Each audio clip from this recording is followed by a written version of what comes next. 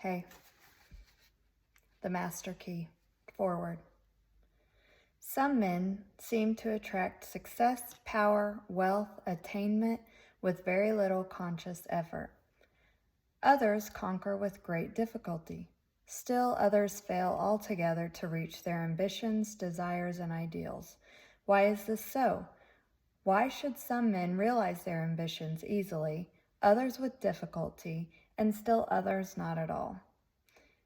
The cause cannot be physical, else the most perfect men physically would be the most successful.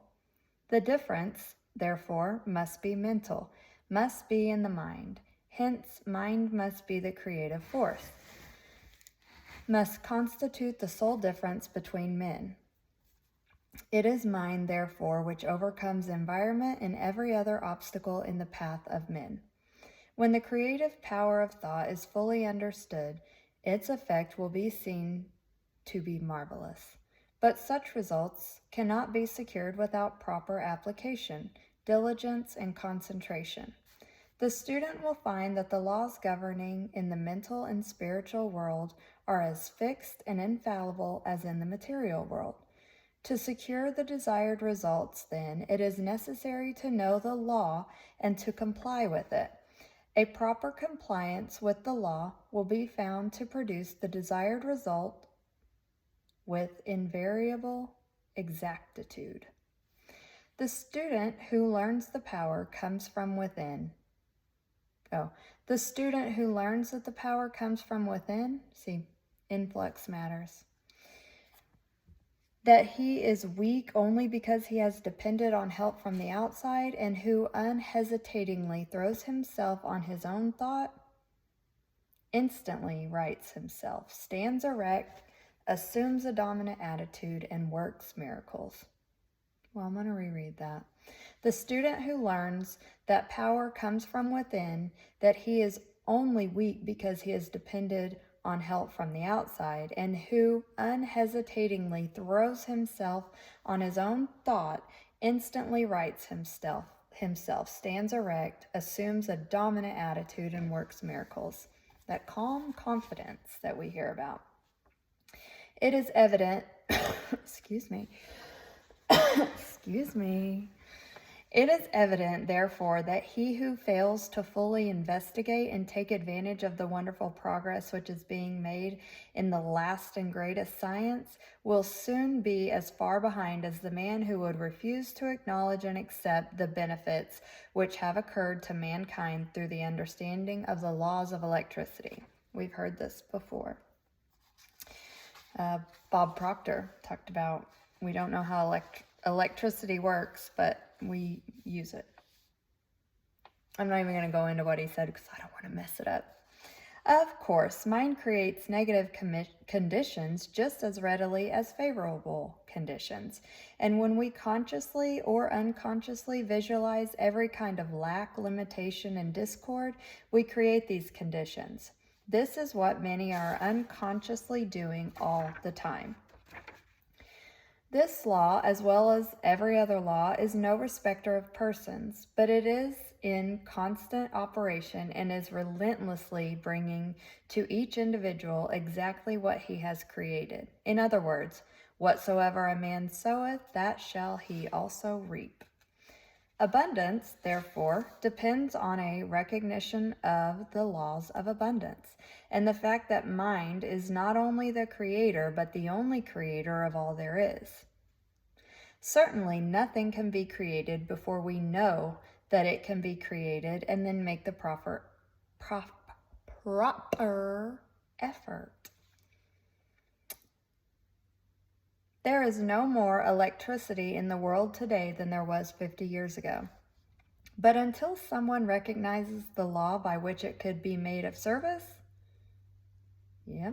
but until someone recognized the law by which it could be made of service, we receive no benefit. Now the law is understood. Practically the whole world is lit by it. So with the law of abundance, it is only those who recognize the law and place themselves in harmony with it who share in its benefits. The scientific spirit now demonstrates every field of effort. Relations of cause and effect are no longer ignored. The scientific spirit now dominates every field of effort. Relations of cause and effect are no longer ignored. Is there an echo? The discovery of a region of law marked an epoch, another word I don't know, in human progress. The discovery of a region of law marked an epoch in human progress. It eliminated the element of uncertainty and caprice in men's lives and substituted the law, reason, and certitude. Men now understand that for every result there is an adequate and definite cause, so that when a given result is desired, they seek the condition by which this result may be attained. The basis upon which all law rests was discovered by inductive reasoning, which consists of comparing a number of separate instances with one another until the common factor which gives rise to them all is seen. It is the method of study to which the civilized nations owe the greater part of their prosperity and the more valuable part of their knowledge. It has lengthened life. It has mitigated pain. It has spanned rivers. It has brightened the night with the splendor of day, extended the range of vision, accelerated motion, annihilated distance, facilitated intercourse, and enabled men to descend into the sea and travel into the air. What wonder then that men soon endeavored to extend the blessings of this system of study to their method of thinking, so that when it became plainly evident that certain results followed a particular method of thinking, it only remained to classify these results. This is what it says. Method is scientific, and it is the only method by which we shall be permitted to retain that degree of liberty and freedom which we have been accustomed to look upon as an inalienable right. Because people are safe at home in the world only if national preparedness means such things as growing surplus of health, accumulated efficiency in public and private business of whatever sort, continuous advancement in the science and art of acting together, and the increasingly dominant endeavor to make all of these and all other aspects of national development center and revolve about ascending life, singly and collectively, for which science, art, and ethics furnish guidance and controlling motives. Chew on that. The master key is based on absolute scientific truth, and will unfold the possibilities that lie dormant in the individual and teach how they may be brought into powerful action. To increase the person's effective capacity, bringing added energy, discernment, vigor, and mental elasticity. The student who gains an understanding of the mental laws which are unfolded will come into the possession of an ability to secure results hitherto undreamed of, and which has rewards hardly to be expressed in words. It explains the correct use of both the receptive and active elements of the mental nature and instructs the student in the recognition of opportunity. It strengthens the will and reasoning powers and teaches the cultivation and best uses of imagination, desire, the emotions, and the intuitional faculty.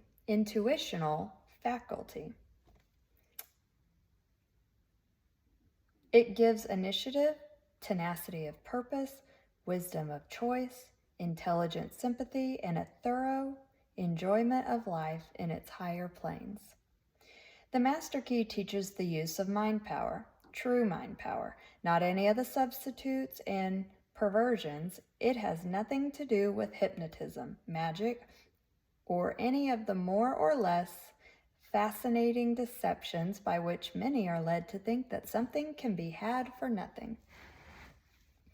The master key cultivates and develops the understanding which will enable you to control the body and thereby the health. It improves and strengthens the memory. It develops insight, the kind of insight which is so rare, the kind which is the distinguishing characteristic of every successful businessman, the kind which enables men to see the possibilities as well as the difficulties in every situation, the kind which enables men to discern opportunity close at hand.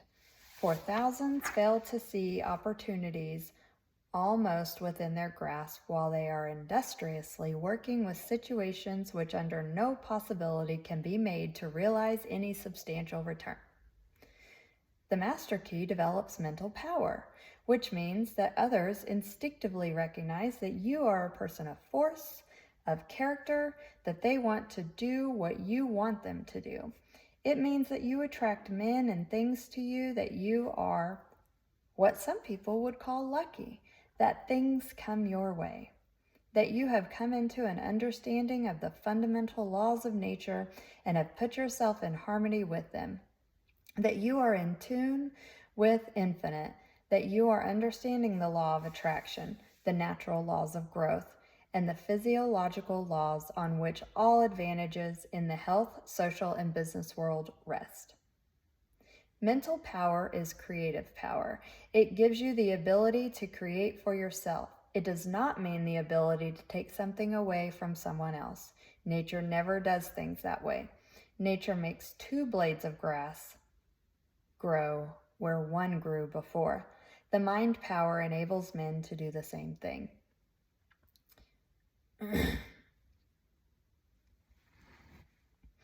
The master key develops insight and sagacity. Another word to learn.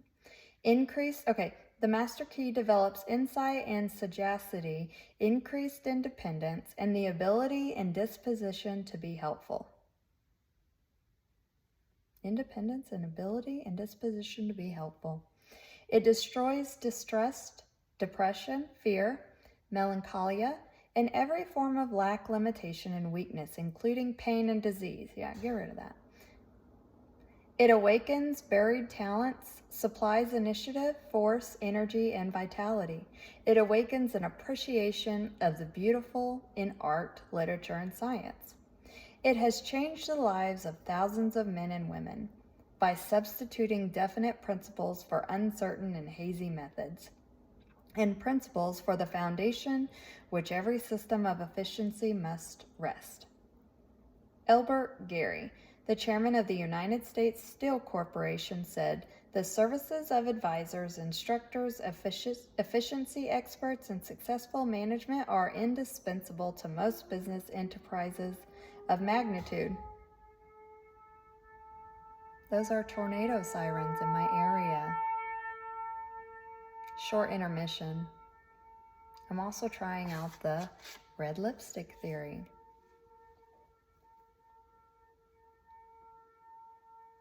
Okay. The master key teaches right principles and suggests methods for making a practical application of the principles, in that it differs from every other course of study. It teaches that the only possible value which can attain any principle is in its application. Many read books, take home study courses, and attend lectures all their lives without ever making any progress in demonstrating the value of the principles involved.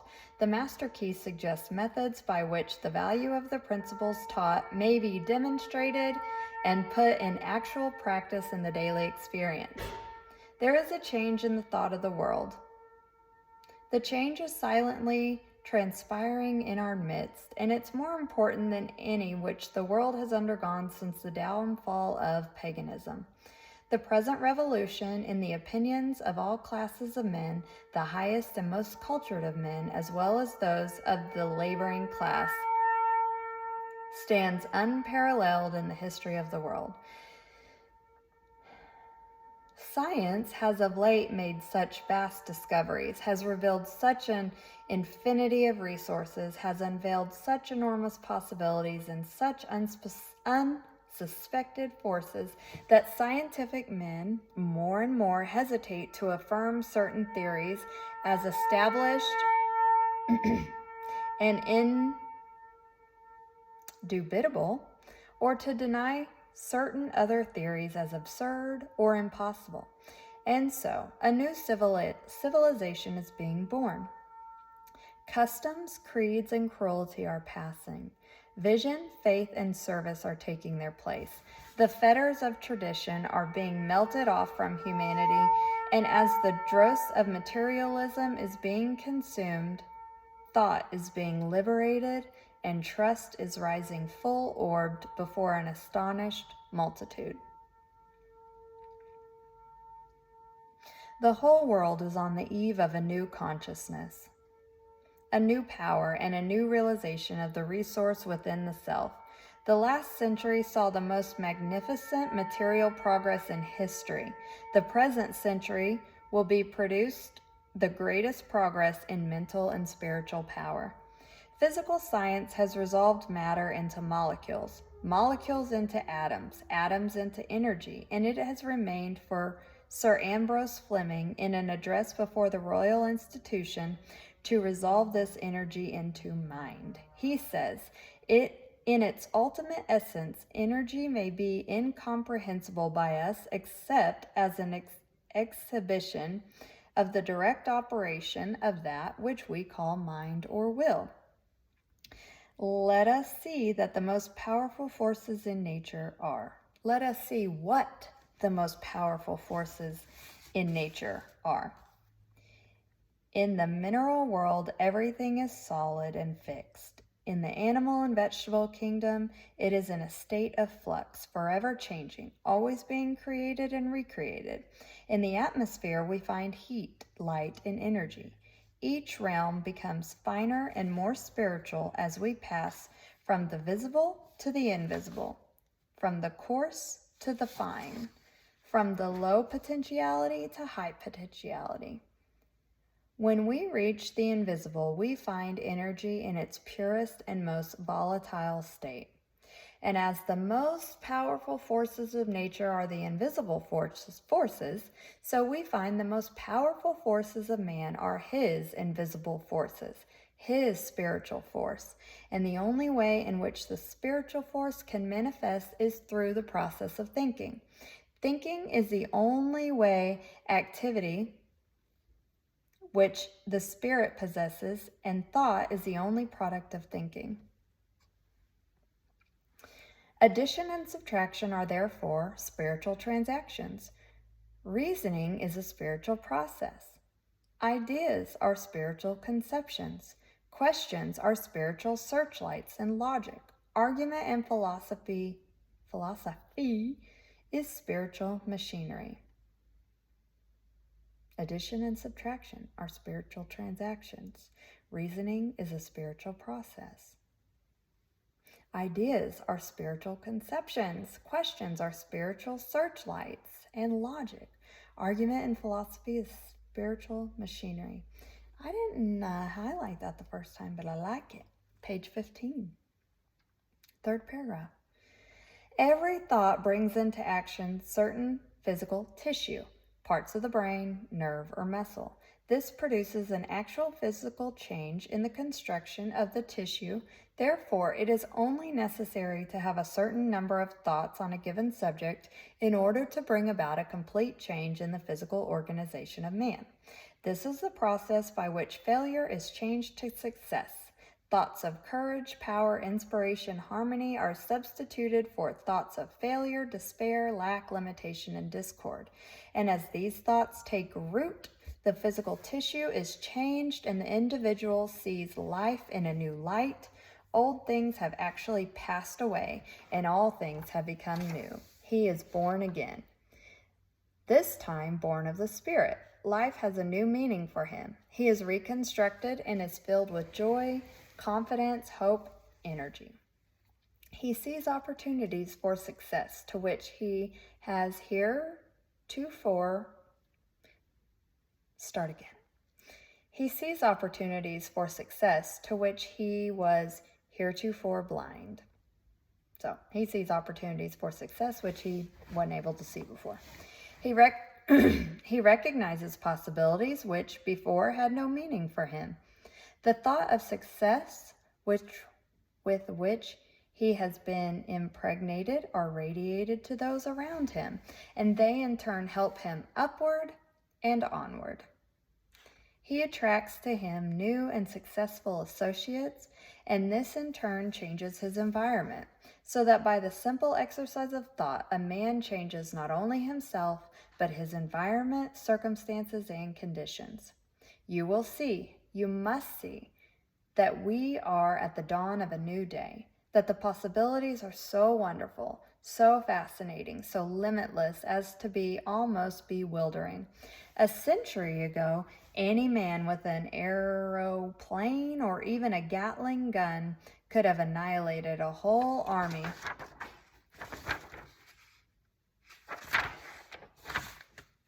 equipped with the implements of warfare then in use.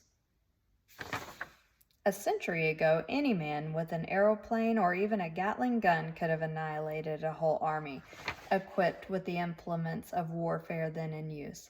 So it is at present any man with a knowledge of the possibilities contained in the master key has an inconceivable advantage over the multitude.